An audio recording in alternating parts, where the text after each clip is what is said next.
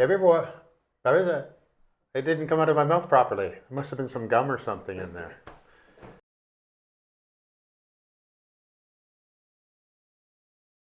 Have you ever walked into your bathroom and you're taking a look at your faucet, your basin faucet, and everything seems to be working okay, but it's starting to show its age and a bit of calcium buildup, around the aerator, and maybe you got to take the aerator off a lot now. You got to start cleaning it out. You're just wondering what is out there, what is available, what kind of faucets are out there, what kind of colors are out there, what kind of finishes. Today we're joined with Curtis, my top plumber and son. I had to say top plumber. Anyway, so Curtis is here. He's going to help us go through the different types of faucets that there are, and what kind of finishes, and what the durability would be for those particular faucets, and we're going to break that down for you today. So Curtis, welcome. Thank you. I guess first question would be, what is the most common faucet finish homeowners choose? So I would say the most common one would be chrome. Chrome tends to be the heavy hitter in the faucet finish industry. The vast majority of new homes being built, especially mass-produced homes, would come with chrome finishes on their faucets, and only have different colors like black and stainless as an upgrade. And then how does chrome compare to other finishes? Like the durability, do they hold up better, anything like that? Yeah, so essentially the twofold. One is, in most cases, a lot of the faucet finishes are either going to be painted on or electroplated on. So the electroplated finishes tend to be something that holds up the best.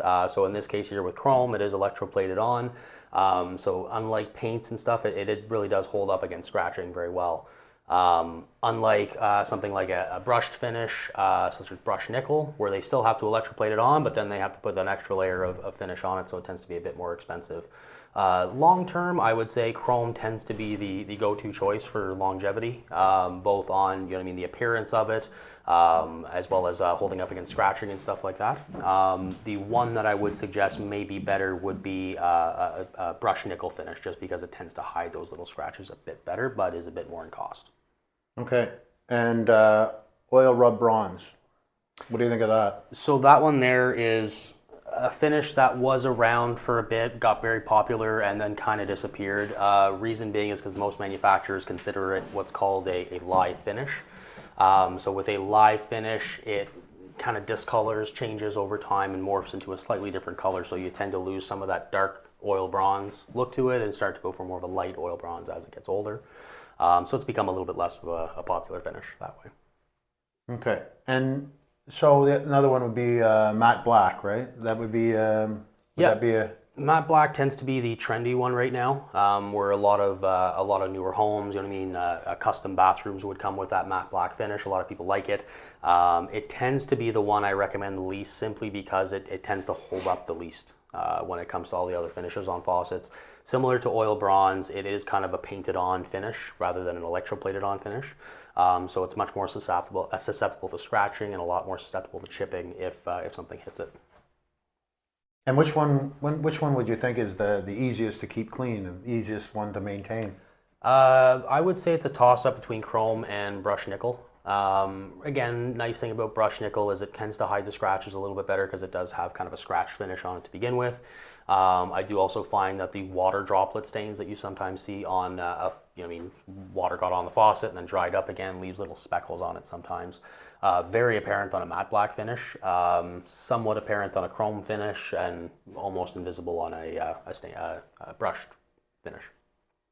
Okay, and does the finish affect the longevity of the faucet? It would affect the longevity of the appearance of the faucet. You know what I mean? In the sense of the function of the faucet, the cartridge on the inside, the mechanics of the faucet does not change from finish to finish. Where you might run into an issue is with dated appearance, for example. Brush tends to be, like a brushed nickel finish tends to be something that's in and out of popularity. So it can be something that in one decade looks very modern, the next decade looks very dated. So in some cases, it's more a matter of the look of the faucet rather than the functionality. And what are your thoughts about like a single handle faucet versus double handle faucets, advantages, disadvantages? The popular one by a very long shot nowadays is the single handle. Double handle is on its way out for a couple different reasons. Main one being you can't really mix the water very well. You can't put any kind of tempering device inside of it to make sure you can't get scalded or anything like that, which is not the end of the world, but you know what I mean, is a nice feature to have, to be able to kind of just mix the water from the one point with a single handle and rotate it side to side, versus trying to adjust it from two different handles and trying to get that math right on getting the temperature you want. So some places, some people still prefer a double handle faucet, but very much so, most of them have gone to a single.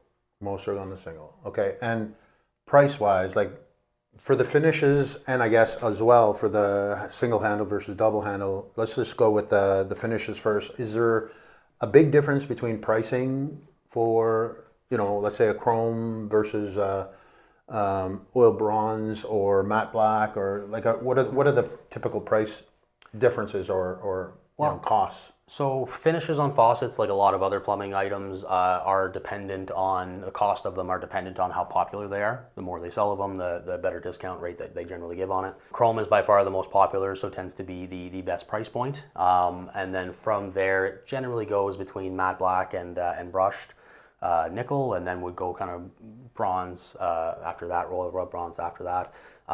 Typically speaking, I would suggest to somebody anywhere from the area of about 10% more expensive or so for the brushed nickel or black finish on top of the chrome, and then probably somewhere closer to about 25% for the oil rubbed. And if you were to go, let's say you did stay with chrome and you wanted to go from like a typical single handle faucet to a double, was there, or opposite, two handle, let's say you have a current two handle, you want to go to a single lever, is there a big difference between two handle and single handle? Yeah, so usually the double handle faucet does require a 3-hole application with what's called a 4-inch center set. So what that means is that most two-handle faucets will have the two handles on each side, and then holes that are required directly underneath those handles, and then a third hole right in the spout, where the spout would be, kind of thing. It's much easier to go from a two-handle faucet to a single-handle faucet, because most single-handle faucets will come with a cover plate to kind of cover those two additional holes, versus a two-handle faucet that requires those 3 holes at all times. So in most cases, you cannot change from a single handle to a double handle unless you have those additional holes that are covered without changing the actual countertop or the sink. And maintenance related, when it comes to the different finishes and stuff, is one easier to maintain than the other? Do you have any special things that you have to do with let's say matte black or the other? Yep. Oil bronze? So the electroplated finishes of chrome and brushed would be ones that would have the easiest maintenance to them, keeping clean, keeping the water spots off of them.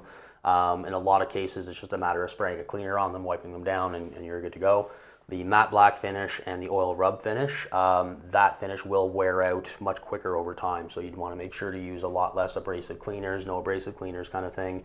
Avoid things like bleaches and stuff like that could chemically harm the finish on it a little bit more so than it would for chrome or brush finish. So kind of sticking to less aggressive cleaners and making sure that you're using very soft microfiber cloths would go a long way to keep those the black and the oil rub bronze lasting a long time. Any difference between warranties from a chrome to a black matte finish, or?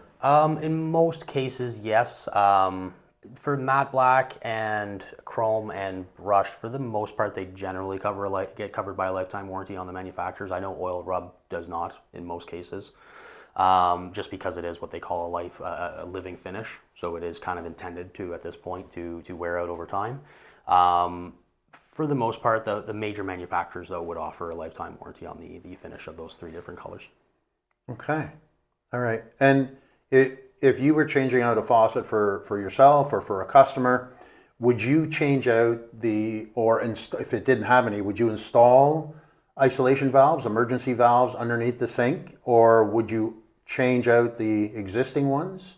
If you will then put a brand new faucet in, would you upgrade those? Would you recommend upgrading